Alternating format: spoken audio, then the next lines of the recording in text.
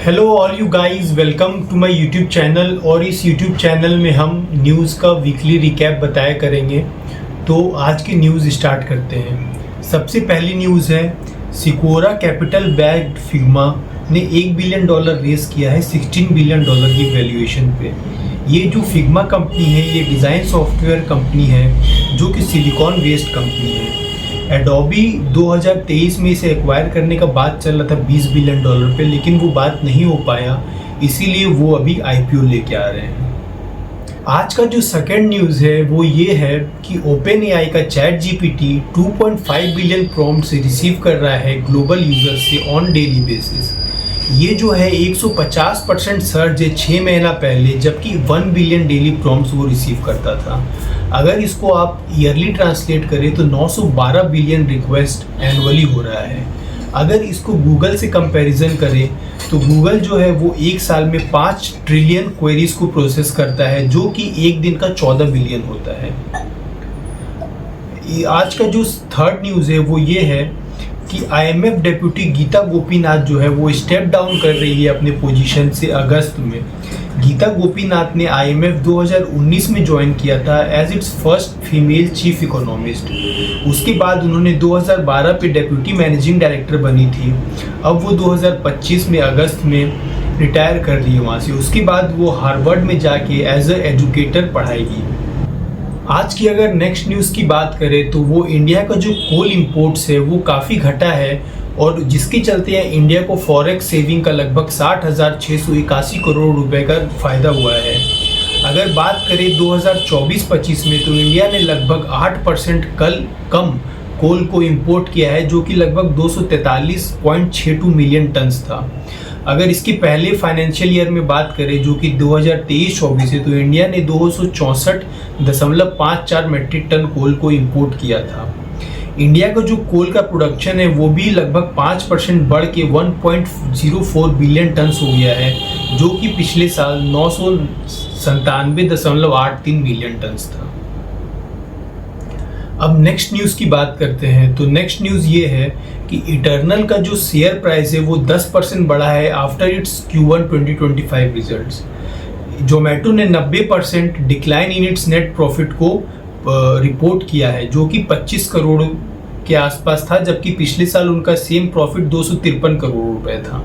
लेकिन अगर हम लोग रेवेन्यू की बात करें तो वो 4,206 करोड़ से बढ़ के 7,167 करोड़ रुपए पे पहुंच गया। अगर इसके सेगमेंट्स की बात करें तो हाइपर प्योर जो है वो जो कि एक B2B रेवेन्यू मॉडल है, जो कि किचन वगैरह को उनके फूड प्रोडक्ट्स और उनके सामान वगैरह को सप्लाई करता है, तो उनका जो रेवेन्यू था वो 2300 करोड़ रुपए है, जो कि 90% ईयर ऑन ईयर ग्रोथ है। जबकि quick commerce 153% year on year growth के साथ ब्लिंकिट का जो रेवेन्यू है वो 2400 करोड़ रुपए आया।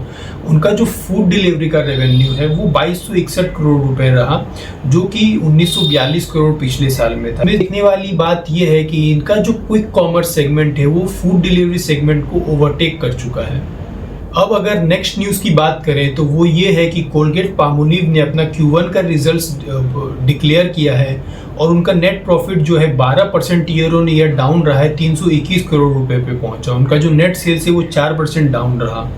उनका नेट सेल जो है वो 1486 करोड़ रुपए से घट के 1421 करोड़ रुपए पे आ गया है, जो कि पिछले साल 1486 करोड़ रुपए था। उनका जो नेट प्रॉफिट है वो भी 11.8% ईयर ऑन ईयर डाउन रहा, 321 करोड़ रुपए इस साल रहा, जो कि 364 करोड़ रुपए पिछले साल था। अब बात करते हैं पेटीएम की। तो पेटीएम जो है इस क्वार्टर पहली बार प्रॉफिटेबल आया है, और उनका जो प्रॉफिट है 123 करोड़ रुपए आया है कंसोलिडेटेड बेसिस पे। अगर पिछले साल की बात करें तो पेटीएम ने 840 करोड़ रुपए का लॉस दिखाया था, और ये पहला क्वार्टर है जब पेटीएम प्रॉफिटेबल हुआ है। उनका जो रेवेन्यू है वो इंक्रीज हुआ है, जो कि बढ़ के 1917 करोड़ रुपए हो गया, जो कि पिछले साल सेम क्वार्टर में 1501 करोड़ रुपए था। पेटीएम इस बार पहला क्वार्टर में इसलिए भी प्रॉफिट हो रहा है क्योंकि पहले भी इन्होंने 2 क्वार्टर पहले एक बार प्रॉफिट डिक्लेयर किया था, लेकिन वो इसलिए क्योंकि उन्होंने अपने इंटरटेनमेंट जो टिकटिंग बिजनेस है उसको जोमेटो को सेल किया था, तो उससे उसको वन टाइम प्रॉफिट आया था। अब हम लोग बात करते हैं बॉक्स ऑफिस की। तो अभी जो नई मूवी रिलीज हुई है सैयारा, वो बॉक्स ऑफिस पे छा गई है, और उनका जो 5 दिन का कलेक्शन है वो 130 करोड़ रुपए पार कर गया है। अगर हम लोग डे वाइज की बात करें तो पहला दिन 21 करोड़, दूसरा दिन 26 करोड़, तीसरा दिन 35 करोड़ जो कि संडे था, चौथा दिन 24 और पांचवा दिन 25 करोड़ रुपए। इसके साथ इसका जो 5 दिन का नेट बॉक्स ऑफिस कलेक्शन है वो 132 करोड़ के आसपास बनता है। अब इसके नेक्स्ट न्यूज़ की बात करते हैं तो वो ये है कि जो 22 जुलाई है उसमें अर्थ ने अपना second shortest day in history record किया था। उस दिन अर्थ 1.34 मिली सेकेंड्स जो है कम पहले अपने जो 24 आवर पीरियड होता है रोटेशन पीरियड, उसके 1.34 मिली सेकेंड्स पहले उन्होंने अपना रोटेशन को कंप्लीट किया है। इसके पहले जुलाई 5 में ये सबसे पहला फास्टेस्ट डे आया था जब उन्होंने अपना रोटेशन को 1.66 मिली सेकेंड अर्लियर कर लिया था। एक्सपर्ट्स का ऐसा मानना है कि ये जो हो रहा है इसका रीज़न हो सकता है डिस्ट्रीब्यूशन ऑफ मास, जो कि आइस की मेल्ट होने की वजह से या फिर सी का राइजिंग लेवल की वजह से हो सकता है। अब अपने हम लोग अगर लास्ट न्यूज़ की बात करें तो वो ये है कि $550 बिलियन का एक ट्रेड एग्रीमेंट डील साइन हुआ है यूएस का जापान के साथ। ट्रंप ने इसको हेल किया है और ये ट्रेड डील में क्या है तो इस ट्रेड डील में 15% जो है वो यूएस जापान के प्रोडक्ट्स पे टैरिफ लगाएगा जब यूएस इंपोर्ट करेगा या फिर जापान एक्सपोर्ट करेगा, जबकि जापान ने अपने मार्केट को यूएस के प्रोडक्ट्स के लिए ओपन किया है, यूएस के जैसे कि व्हीकल्स या एग्रीकल्चरल गुड्स या फिर राइस। तो इस टाइप के प्रोडक्ट्स के लिए जापान ने अपने मार्केट को ओपन किया है। तो उम्मीद करता हूँ कि आपको ये न्यूज़ अच्छा लगा होगा और ऐसे ही अगर आपको अच्छा लगा हो तो इस चैनल को लाइक कर दीजिए, सब्सक्राइब कर दीजिए। अगर आपके पास हाइप का ऑप्शन आ रहा है तो हाइप कर दीजिए। मिलते हैं नेक्स्ट न्यूज़ के साथ अगले हफ्ता, तब तक के लिए अपना ध्यान रखिए। शुक्रिया।